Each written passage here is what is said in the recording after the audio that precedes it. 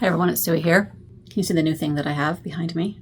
Hopefully you can see it. I'll try not to get my head totally in the way here. I've done a lot of tags lately and they're kind of going up all at different times. So if you see this behind me now and then later on you don't see it behind me, you'll know that I'm putting them all in different orders as they go up. So you only notice those kinds of things if you're really truly paying attention.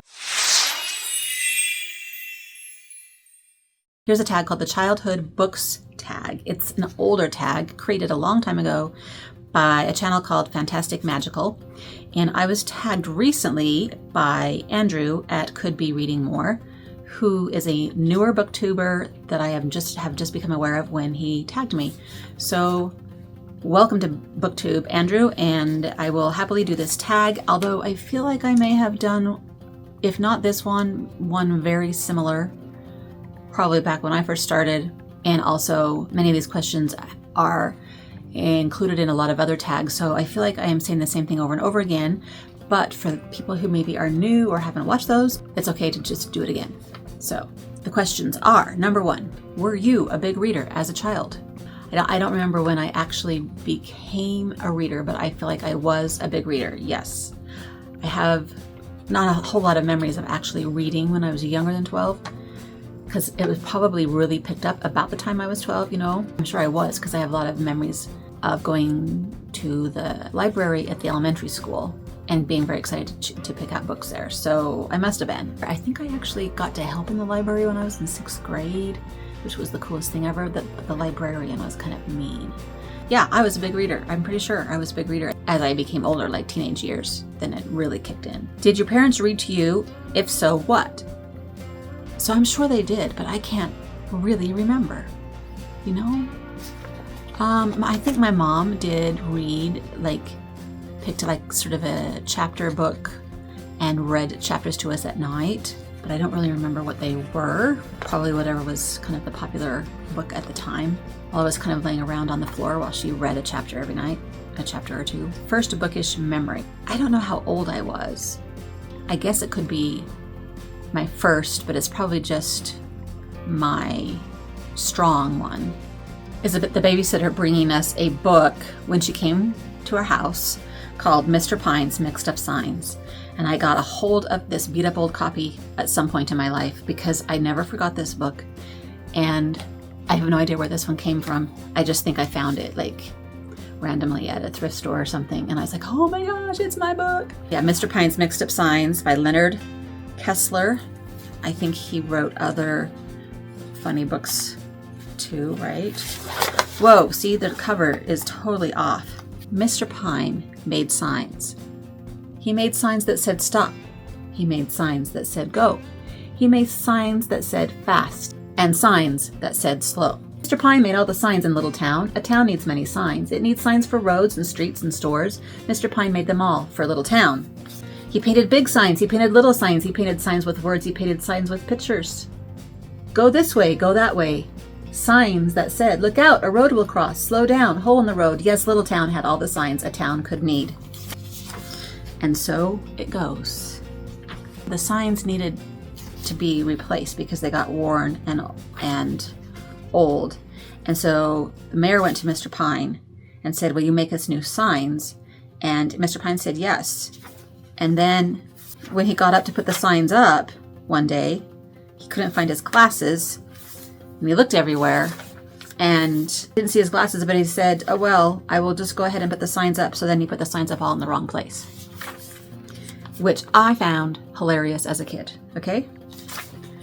And you have to know, I guess, a little bit how to read to understand all these signs that are in the wrong place. So I must have been old enough to get it. Do you know what I mean? It's very funny. And as a kid, I thought it was the best thing ever. So that is one of my first memories. I do not remember how old I was, like I said, but old enough that I needed a babysitter to come. I also have memories of Where the Red Fern Grows, and I was probably around 10 or 12 for that one too. And also memories of my grandma's book, Heidi. She got a book one year for Christmas when she was a kid. It was Heidi, the very popular kids classic, and that was the best Christmas present ever that she got. And so she treasured that book, but she let me look at it, and I don't know if I actually read that book or not, but I just remember that book being a special thing, and I understood how cool books were when I realized that that's pretty much all my grandma got for Christmas that year whenever she got that book. Probably as a 10 or 12-year-old too. Be honest. Did you read books assigned to you in high school? Yes, we've gone over this before. Always, because it was the best thing ever. I still don't understand this thinking that kids maybe had then, maybe have now, that they don't want to read the assigned reading because, like, it's just fun, you know? So yeah, of course, I read all the signed books. I've read them all. Number 5, where did you get your books as a child? So we went to the library, of course. I remember going to the bookmobile when I stayed with my grandma. She lived in the country on a farm, and we would go to the bookmobile, and that was so cool. We got books for Christmas, of course. But the biggest place I think we got books was from the Scholastic book fairs and the book order. The book order came once a month, I think, and I always was able to buy 2 or 3 books, and then the book fair, of course. And if I go and look at my little kid books that I have downstairs, they're almost all Scholastic books. And I remember, buying them and ordering them. So yeah, that was the best thing ever. Do you watch any television meant to inspire reading? I think this is referring to maybe Reading Rainbow, which was a popular kid show when I was older and had kids. This was a show that was popular for my kids, not when I was a kid. When I was a kid, I watched Sesame Street and Mr. Rogers. Did they inspire reading? Probably not directly, but maybe indirectly. I don't know. I also watched Electric Company. Does anybody remember that one? What else did I watch as a kid? Oh, a lot of cartoons, like Scooby-Doo, that kind of thing. So when I was a kid, I don't think there was any particular show that was meant to inspire reading, necessarily. Not that I can remember. We'll probably get to this in a minute, but I loved Nancy Drew. When I was probably a little older, maybe 14 or 15, that's when the Nancy Drew and Hardy Boys show was on TV on Sunday nights. So those were awesome. Awesome, awesome.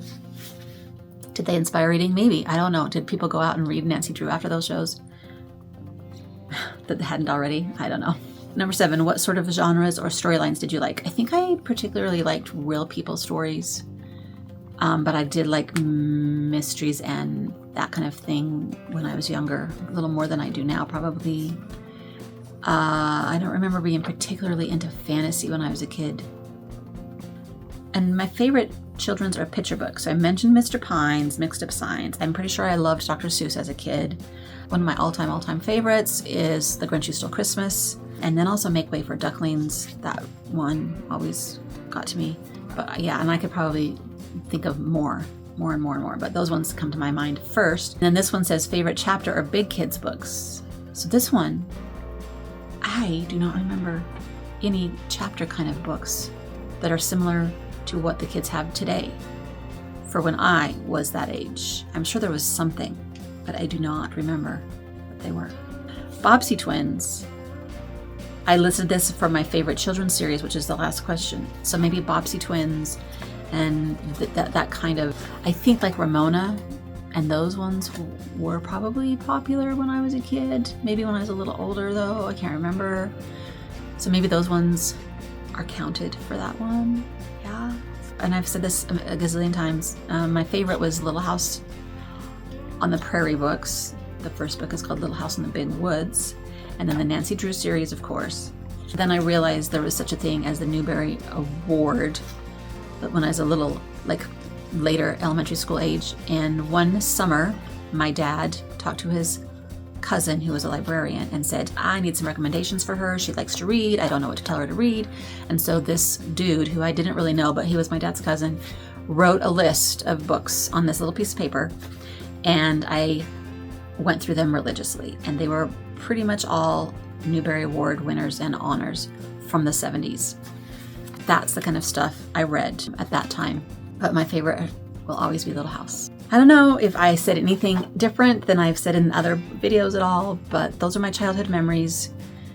Reading was awesome. Like I said, really truly embracing it when I got to be a teenager. I would read stuff for school in the school year and then read all summer long, whatever I could get my hands on. tons of library trips. I think that at one point I started feeling a little bit nervous about how much I like to read, and I would start hiding it from people, and I wouldn't talk about it. People thought I was weird because I read too much, and I remember feeling anxious about that and hiding it from people, and I'm not sure when that kicked in. I look back on that and I'm just like, man, that was sad days.